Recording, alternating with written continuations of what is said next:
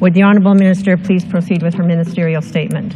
Thank you, Madam Speaker. I'm pleased to rise in the House again this year to recognize Special Olympics Awareness Week in Manitoba. It was my honour to present Private Member's Bill 209 4 years ago, which received unanimous support in this House, to proclaim the second week of June each year to be Special Olympics Awareness Week in Manitoba.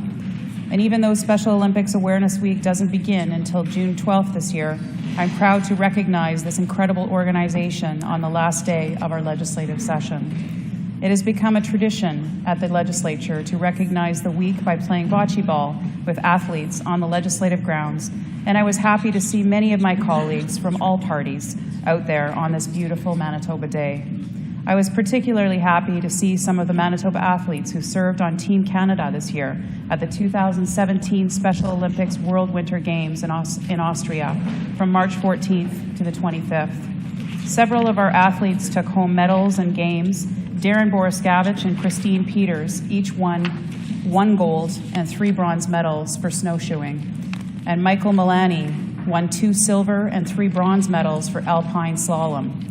His coach, Ron Struch, is here with us in the gallery today, and I'd like to tell him and all the Team Canada athletes that we are all so proud of the work they have done representing our country on the world stage.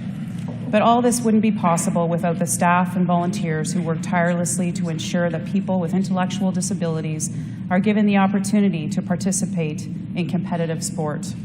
I would like to thank Jennifer Campbell, President and CEO of Special Olympics Manitoba, and Deanne Harrison, the Chair of the Special Olympics Manitoba Board of Directors, for all they do to make our society more respectful and inclusive for people with intellectual disabilities. Madam Speaker, another key to the success of Special Olympics Manitoba is the many volunteers who help fundraise for athletic competitions. I am proud to say that Manitoba's law enforcement community has been raising money for over 25 years with their Law Enforcement Torch Run. The run is open to police, corrections, and other law enforcement agencies at all levels of government in Manitoba. Together, these law enforcement professionals have raised millions of dollars for Special Olympics Manitoba. I was thrilled to join these police and correctional officers in Churchill, Manitoba last year for the Polar Bear Plunge in Hudson Bay to raise money for Special Olympics Manitoba. This was a great way to support our athletes while connecting with the public safety professionals who put their lives on the line each and every day to keep Manitobans safe. New plunges are happening all over Manitoba this year, including in Portage la Prairie and Steinbach.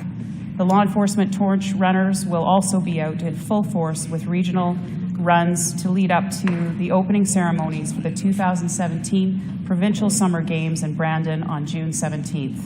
I know there are many other events planned for Special Olympics Awareness Week, and I encourage all Manitobans to attend these events and get involved in supporting our athletes.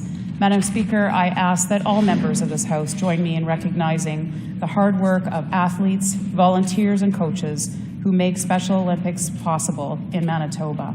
And I want to thank those who could be with us in the gallery today. Thank you, Madam Speaker.